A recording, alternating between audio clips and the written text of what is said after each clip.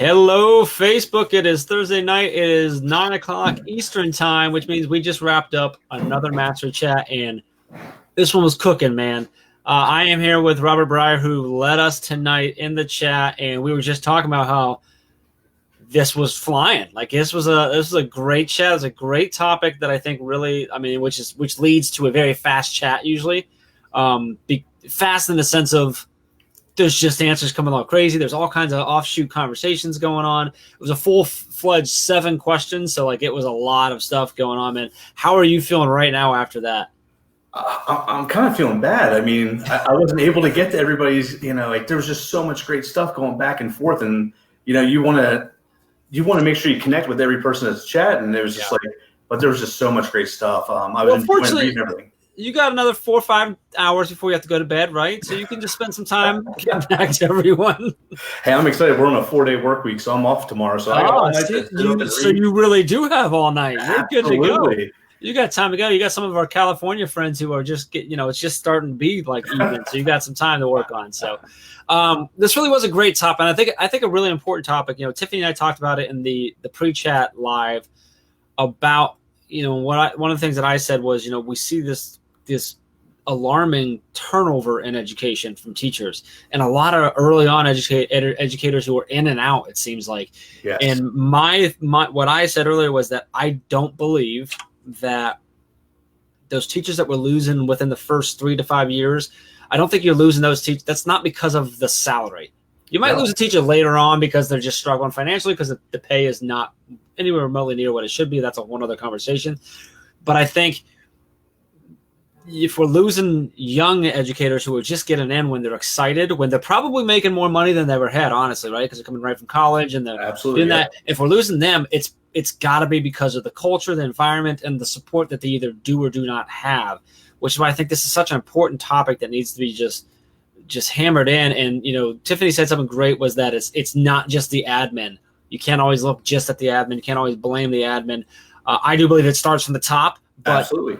It requires everyone. And I also believe that if the admin isn't as good as they should be or could be or need to be or whatever, it's responsibility of everyone else to do that. Because as a teacher down the hall, if you're losing teachers left and right down the hall from you, like that's going to affect you too, right? I mean, it's going to do that. So this was a super important topic. So I was really happy with it. I think everyone else felt the same way.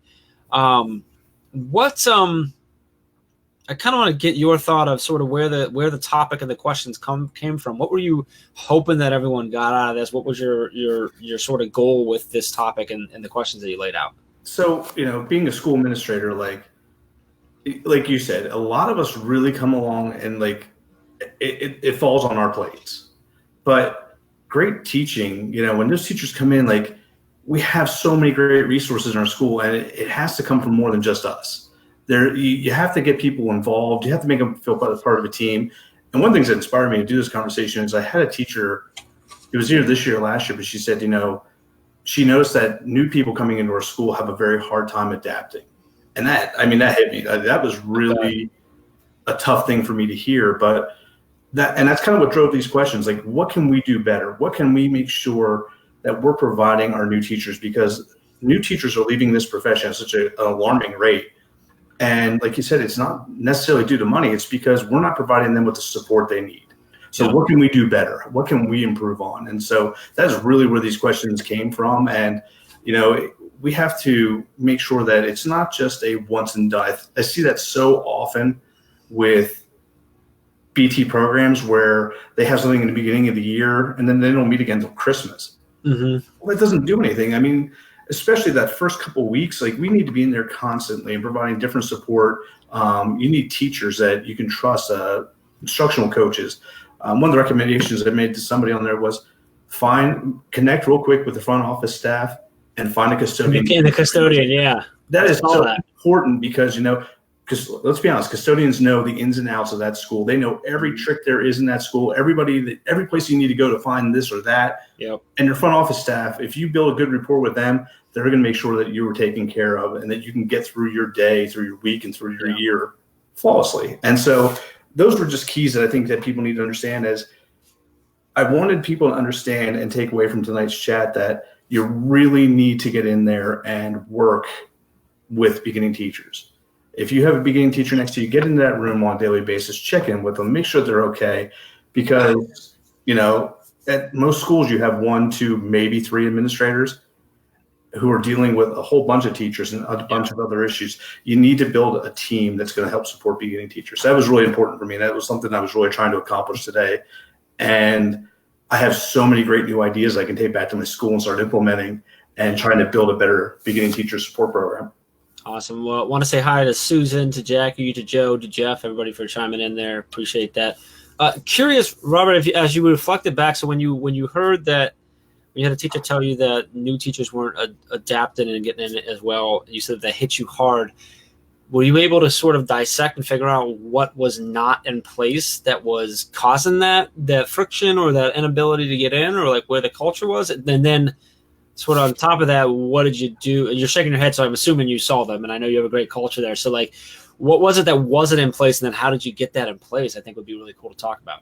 Well, and so, a lot of times whether they're new teachers to the school, beginning teachers, my school is small, and I have a lot of veteran teachers that are on my campus. Mm-hmm. We're talking about people 23, 25 years at this one school. And so when new people come in, it's kind of hard. And so they're teachers get so wrapped up in what they're trying to get done and accomplish in their own rooms and mm-hmm. focusing on that they kind of forget that there's new people coming along. Like they all, in the beginning, they all chat, they talk, and we get all that done. Yeah. But as the year goes on, like people kind of forget that they're there, and they don't get the constant regular support. So, one of the things I worked with my instructional coach this year is I really wanted to make sure we had 2 beginning teachers, one in EC and one in 4th grade. And her job was to be in those rooms on a daily basis and making sure that she was in there supporting them.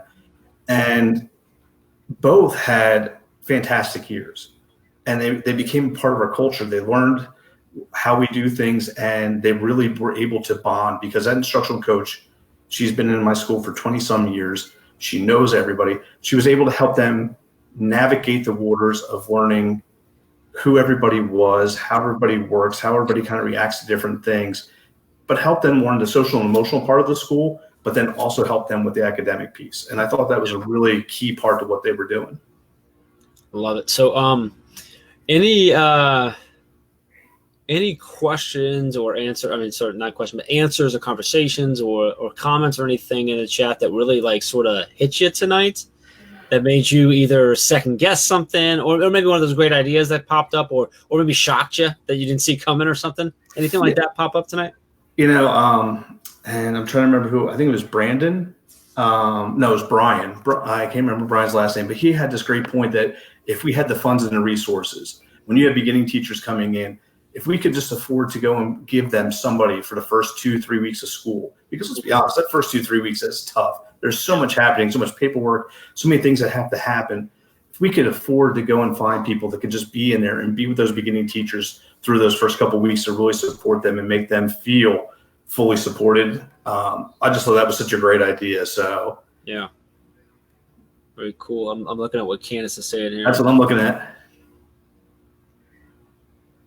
And that's address the topic. Yeah, teaching is hard, and a lot of people think you just go in there and it's all about classroom management. It's all about connecting with the kids. It's not. There's just so much more that's involved with really kind of making sure that those teachers are successful. Can we address Heidi and Kenny? I'm not sure if this is Heidi or Kenny asking, but what are your thoughts on letting beginning teachers fail and trying things that have been tried and failed before? And I think that's something, having the support program in place and, like utilizing my instructional coach the way I did this year, it allowed that teacher to go and try new things. It allowed that teacher she knew she had a support system in place that if things went wrong, that she had the support to go and help them build it right back up and get them back on track. Mm-hmm. And that's important, but you can't do that. Like it's okay to allow people to fail, but you have to make sure you have the supports in place to make sure that if they do fail, that they have the support there to get back up and keep going. Gotcha. And it's Kenny. So yeah. Thank you, Kenny, for the question. Yeah, thanks, Kenny. Appreciate that. Susan's more excited for new orientation. So Susan's going in, I believe, second year. Susan, correct me if I'm wrong, but she's going to a new school this second year. So she's coming in a second year, which is a tough year, but also going into a new school. And Susan, correct me if I'm wrong there as well. But super exciting. So Rob, let me do this. Any words of wisdom or encouragement or both for Susan going into a new school this year? And so, I've got to know Susan through Twitter and just reading her tweets and what she's doing. I mean, she's obviously a fantastic teacher, and I'd love to be able to see her in the classroom. But, moving into a brand new school, find those resources. Don't wait for somebody to come and tell you where to go, who to talk to, and all that. Start making those connections day one. Find somebody that you can rely on, somebody that you can trust. Build that relationship with your front office staff. Find the custodian. Build that relationship. Get to know your cafeteria workers. Do everything you can to make sure that you are finding your own way. Don't be afraid to ask questions. Don't be afraid to take chances. Don't be afraid to be wrong. I think a lot of teachers really worry and are so fearful that maybe they're going to look incompetent, or maybe they're going to look like they don't know what's happening. But that's not the case. New people coming in, we all been there. We've all done this. So we know what it's like to be a beginning teacher. And don't be afraid to try new things. Don't look at what this teacher in this room is doing and saying, oh, that's where I should be. No, you do you. Be you, get in there and do your thing. And I think that's just so important. And if you have the confidence in yourself to get out there and do what you need to do, you're going to be successful. Yeah, and you mentioned the confidence of coming in. I think so many teachers walk in the first day saying, "Well, I'm trained. I went through school. I should be ready to do this." And then when they run into problems that they're not ready for, or they didn't learn, they think, "Oh, maybe I'm not. Maybe I'm this." But I think it's really important to point out that it doesn't matter what profession you're in and what degree you did or did not get. Your first week, 2 weeks, 10 days, 3 months, 9 months, whatever, you're getting trained. Your education is to give you the foundational knowledge, but you don't actually really get trained until you start to get in there, right? So, I mean, that's every profession. So I think but I mean, if you've never been in other professions, obviously you don't know that. You're just walking into this crazy thing, and the world looks at you and says, well, you're a teacher, you should know, right? But accountants walk into their first day of job with a bachelor's or master's degree in accounting, and they've got to learn everything too. Because every job is different. So every school is different. Every atmosphere is different. Every group of students is different. So you don't have to know everything. So I love that you mentioned that. Don't be afraid to ask for help. We actually just, I think it was the podcast episode we just released with Stephanie Crawford, which she was saying that too.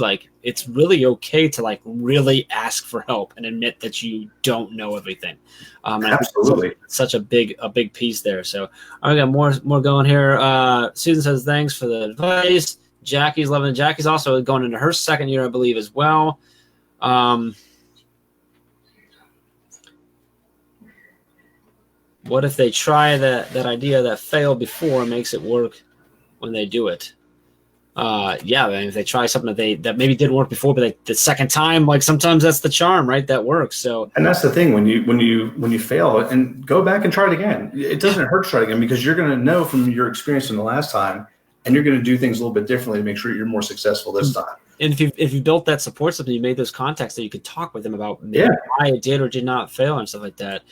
Candace brings up a great point too, that the veteran teachers can learn from newbies too. And I think we hear that all the time from our team, from veteran teachers saying hey, newbies, we learn from you every day. Teach us too. We want to learn back and forth. And I think that's so important to say that again and again as veteran teachers. So really, really important. And that's the thing, the new teachers coming in, they have so many great tools that they learned in college. I mean, we're doing a much better job of preparing teachers to come in today. Somebody brought up the comment about it's so hard for new teachers to not just look at the shiny new technology toys that we have, but to understand how to use them effectively and implement them so that there's strong learning going on in the classroom utilizing technology. But that's something that's learned. I mean, I have veteran teachers, but they have more exposure, coming in to using this type of technology, to working with this type of stuff. They have so many great ideas. It's just building up that confidence and getting them to the point where they're comfortable at taking the chance to actually implement that in their lessons. And so, teaching is a tough job, and I never want to see somebody fail. And that's my job. Like, everybody's always thinking, administrators are out there, they're there to watch you and make sure that you're doing and complying to all the rules. That's not what I'm there for. My job is to be there to support you, to make sure that you are successful and that our kids are getting the best education possible. And so, I really want to make sure that I have a good plan in place so that when teachers do come in, that we are making them feel special. This year I'm going to be getting another new teacher, and I've already started coming up with ideas of the gift basket and how I'm going to make sure that when they come in, I want them to have a shirt. I want them to have camera and gear so that they feel like they're a part of the team on day one as soon as they walk in. It's got to be something to make them feel relieved. And just, if I can take any pressure off their back on day one, that's what I want to do. Yeah. So Joe's comment goes along with what was in my head to ask you. Sure. So this chat was focused on new teachers and support and everything like that. But I think one of the things that we also need to talk about is the fact that support shouldn't end just when you become no longer a new teacher, right? When you're a veteran teacher. So is there, in your head, I mean, I would think it's different, but how different is it, or is it not different between the way in which you work in your building, because you have a lot of veteran teachers? So the way you're going to support this new teacher versus the way you support those 22-year-old veterans, they need different things, but similar things, right? So could you tell us sort of like what the difference is? Like, so how are you supporting you talking about the baskets or the welcome in? Is it sort of a new teachers? It's really about, we want to make sure you're welcomed into this environment. You got this. And then what for the old teachers? Is it just like a reminder of, hey, I still got you back kind of a thing? Or how does that vary? I mean, for me, every year my teachers come in, they get a new shirt. They always have a gift, like some type of gift when they come in. We do PD. We all can grow. We can all get better. Like, none of us are perfect. So we continuously have to go and keep trying to improve ourselves. And so you're right. It doesn't stop after year one. In our district, you're a BT for 3 years. And so you're constantly getting PT or PD and support and everything you need. And I'm going to be there for those 3 years. It's more intense in those first 3 years with the support because you always have somebody in your classroom. But when you become a veteran, it's asking those questions. It's finding out, what do they need? What do they want? One thing that we've really tried to do is getting teachers into other teachers' classrooms, and giving them opportunities to observe each other. That has been a really powerful tool for us. And I've gotten a lot of really good feedback from teachers because they just love seeing what other people are doing. You have so many great resources in your school. It's take advantage of them. Give people opportunity to see the other great things that are happening in your school. The support looks different as the years go on, but because your veteran teachers, they start to hone in on specific things that they want to get better at. Mm-hmm. And then it's my job to make sure that I'm supplying them with the trainings, with the support they need to go and take advantage of some of those things that they want to try doing in their classroom. But at no time is it ever just where you just kind of like forget about people. Because that's our job. We're constantly there to be that support for them and make sure they're getting better. One things that we've talked about, I have my own podcast, and I was talking to somebody the other day and they had such a great idea, but they bring teachers in and they give them the opportunity every month to come into the office and talk about whatever they want. And that principal's there for that 30 minutes to support them and listen to hear what they have to say. It could be asking questions about school. It could be talking about something they're personal. But every month they have a conversation to ensure that those teachers are being heard and giving them an opportunity to bounce ideas off of them. And he said at first it was a really tough thing. And he was surprised, like after the first couple of months, like how many more people were coming to see him. And now you have teachers asking these really, well, what do you think about this? Like I have a kid doing this. Mm-hmm. What would you do in this situation? But it gives you a chance to have those really deep conversations about what's happening in the classroom. Yeah. Because they leave feeling supported. They leave, knowing that, hey, he heard what I had to say because we had a really deep conversation about this. It's something that I'm going to try and implement in my school this year. So I just think it was a fantastic idea. Awesome. That's awesome. So Rob, I think you should take your entire staff just a little south down to Jeff Kaplan's room and watch him. I got to visit Jeff's room Where's Jeff at? Man, he's down a little outside of Atlanta, about 25, 30 minutes north of Atlanta. Okay. And he is just rocking the grid method down there. Really? So I walked into his classroom, so 25 whatever kids, and a stranger walks in, and not a single one of them noticed me. Which normally is not how it is. Normally, walking in class, there's 500 kids going, "Hey, stranger danger," or "Hey, whatever." Like they can't not notice us, right? Didn't notice us. Didn't notice me at all. Like took a while before one of them finally was like, "Oh, that's someone new." Who's this guy? They were so engaged. It was crazy. He does a really good job down there. Kenny, you mentioned Teach Better Beginning Teacher Conference Seminar. I'd like to know more details about what you're asking there. We do have the conference coming in November, but it's not necessarily a beginning teacher. Maybe there's a free PD thing we can do online with Rob or something. I don't know. just throwing it out there. The problem with that is I'll be in Disney, so well, not for that. I'm talking about another time we can trick Rob into doing some with us. Jackie says she's throwing out the grid method. That's awesome. Looking at what Tammy's throwing up here too.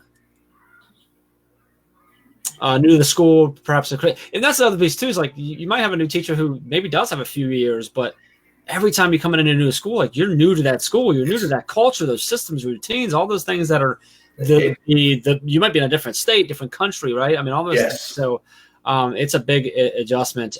She said she's down in Mexico. Yeah, she's in Mexico. Yeah, so and that's already it's a different. It's a different experience. Like just that enough can be. Well, and beginning teachers, when I refer to beginning teachers, like I don't know about beginning teachers in my school. Like, just because you have a bunch of years of experience, like our frameworks, the different methods that we have, the strategies that we utilize in our school, understanding our culture and our community and the needs of the specific needs of the students coming into our schools and the baggage that they bring. Yeah. Because, my area isn't like every other area, like you're coming into a predominantly white, but a predominantly poor community. Mm-hmm. So it's understanding the needs that they have, and they're going to look different at every school. And it's making sure that you're there to go and help them understand like how to traverse through that new school and that new culture and how to learn the ins and outs of what we do. And there's always going to be that discomfort of walking into a new school, having to work with new staff, not knowing any of the kids, not knowing any of the parents. It's really finding ways to make people feel comfortable and making sure that they feel supported from day one. From the moment they walk in your school, they have to know that you have their back. Yeah, and I think that's the key to what we do. So we talked about how it's not just the admins; it's got to be everyone. So let's say I'm a third year teacher in your school, Rob, and there's a new teacher coming in. I'm not a veteran teacher. I'm only 3 years in. Most years are 22 years, whatever. But there's this newbie coming in. What can I do as a second year or a third year teacher? What's my role? Like, how can I share anything? I don't know anything, right? I'm still new. I'm still learning. So what can I do? Share your experiences. Talk about what you went through. If you're a second or third year teacher and you got a new teacher coming in, go by and check on them. You know exactly what they're going through because you just went through it. Be in their classrooms, check on them, invite them to lunch, go have dinner with them. Kyle Hamster, I saw him post something about that. Take those new teachers and have their team take them to lunch one day. Pay for them to take them out to lunch. Get them start building those bonds and those relationships, and that's really an important idea. Unfortunately, like I have a new teacher who's about to be hired, but she's going to be hired like the week before we start school. So those ideas, that makes it tough. So it's preparing others in my school and making sure that I'm strategic about providing the supports that she's going to need. A lot of people in the chat were talking about mentors and looking at the mentors. The good administrators know that when you're assigning a mentor, it's not just the most veteran teacher in your school. You got to find people that have similar personalities. You have to be very strategic about who you put with that teacher, because you put somebody who is at that point in their career where they're tired of what they're doing and maybe that's not the right person. You want somebody who's going to be passionate, energetic, excited about what they're doing, and who's going to really make sure they take the time to get into that classroom and work with that teacher on a regular basis. I think that's what's so important. I love it. I'm just loving the fact that I think Jeff and Jackie are going back and forth in the comments on the good method here. So it's entertaining. I love it. So we're going to go see Jackie's room this year, I think. Well, and I can't wait. So you guys are going to be down in my school August 19th. Yeah, we got just a couple weeks here. We're coming down to hang out with you and your teachers and stuff. I'm really excited about it. So, I mean, I think it's going to be a great experience. Be a good time. We're looking to get in on the night before, so maybe you can take us out to like the local. Like we like to find that local spot to eat. So just throwing that out there live on Facebook right now for you. Done. I mean, we can find eating is not a problem for me. I can always find good places to eat. So yeah, it's good with me. So listen, this was an awesome chat. Really appreciate you coming on and chatting with us. Huge shout out to, 30 some comments here. Everyone commenting. You are all amazing. Thank you so much for jumping in and sharing with us. It was a great chat. I just want to say thank you to everybody for joining in because, that chat was amazing. Like, I couldn't believe all the great stuff flying back and forth. Yeah, go ahead. What? I was going to say it was amazing that people were just feeding off of what other people were saying. And just, when you were pulling up the conversation, it was like 7 or 8 comments long. I was like, wow, okay, where do I start here? Yeah. But it was just so great to see everybody really kind of chiming in and really taking it apart. We talk a lot about it, and we talk. I think we talk about this more during the school year, but I think it still stands true. Like how cool it is that you have, this 100, 150, whatever we have every week, teachers who put in a full day's work and then still come on for an hour or longer, right, and engage in this. But even still now, like I still look at that now, like we've been in summer when you're supposed to be taking time off, right? You're supposed to be relaxed, and you may be able to be a little more relaxed with it, but we still have had this awesome chats. Now we're like first day of August, right? Like this is when it gets real. Like I saw a billion memes and GIFs all day today of like the faces teachers make on the first day of August and how fast things went. But here we still have this awesome chat with teachers really just diving in. And we have some chats that are fluffier than others, if that makes sense, sort of like very inspirational stuff like that. And I like those. Those are important. We have some that are really in depth. This is one that I felt like was fluffy in the sense of very positive, very inspiring, but also there was a lot of depth.